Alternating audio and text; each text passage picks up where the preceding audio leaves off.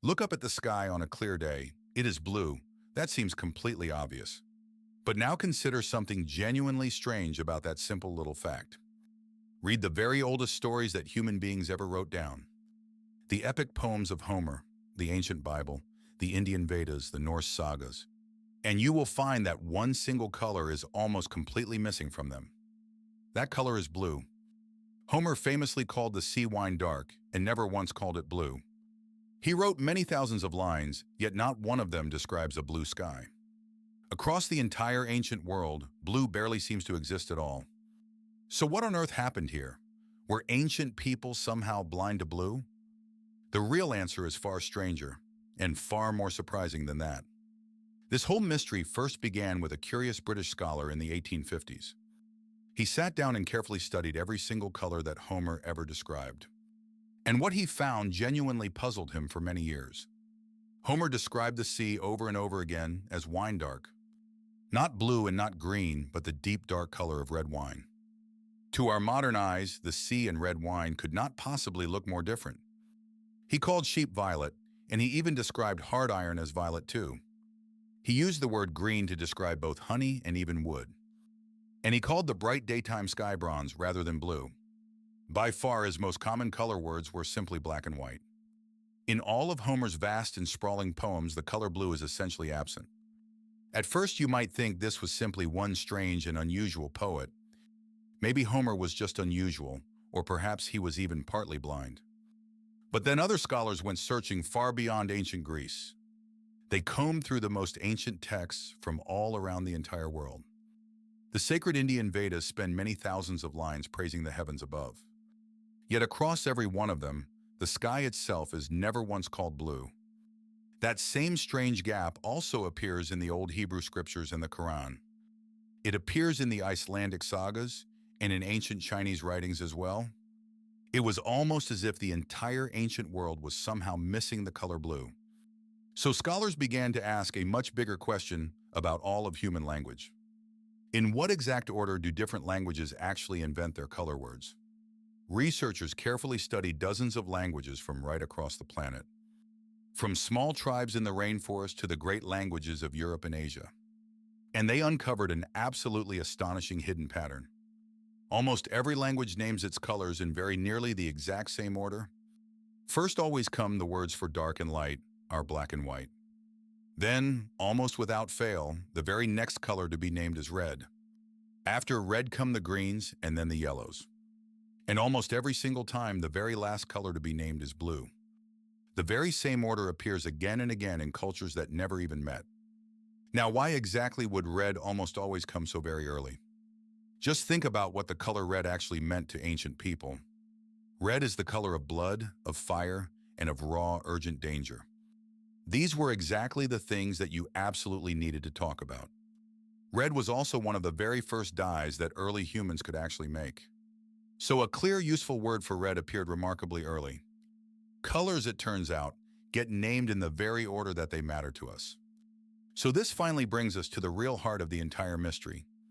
Why on earth is blue so very often the very last color of all? The answer is that blue is astonishingly rare in the entire natural world. Look closely around nature, and true blue is incredibly hard to find. There are almost no blue animals, and there is practically no blue food. The few blue animals that do exist often only trick the eye with reflected light. Even most blue flowers are actually surprisingly uncommon and rare. And the blue of the sky and sea is not a color you can ever truly grab. You simply cannot bottle it, hold it in your hand, or paint a wall with it. The only real natural source of blue was a rare and very costly gemstone. It had to be dug from the ground and carried across half of the known world. With no real way to make blue or use it, why on earth would anyone name it? But one single ancient people did break this pattern completely. The ancient Egyptians fell deeply and completely in love with the color blue. They especially prized a brilliant blue stone called lapis lazuli. To them, this deep blue meant the heavens, the river Nile, and the gods themselves. But it was painfully rare, mined very far away in distant foreign mountains. So the Egyptians did something that absolutely no one had ever done before. They learned how to manufacture the color blue entirely from scratch. By carefully heating sand, lime, and copper, they created a brilliant blue powder. This was Egyptian blue, the very first synthetic color in all of history. They made it more than 4,000 years ago and painted everything with it. And here is the truly crucial part of this entire story. The Egyptians were also almost the only ancient people with a real word for blue. And that single fact reveals the deep secret hiding behind all of this. A culture tends to get a word for a color right when it can finally make that color. The Egyptians could actually produce blue, so the Egyptians naturally named blue. Everywhere else, blue simply could not be made, so it went completely unnamed. The name for a color quietly follows our ability to actually use it. Blue was named last simply because blue was the last color we could make.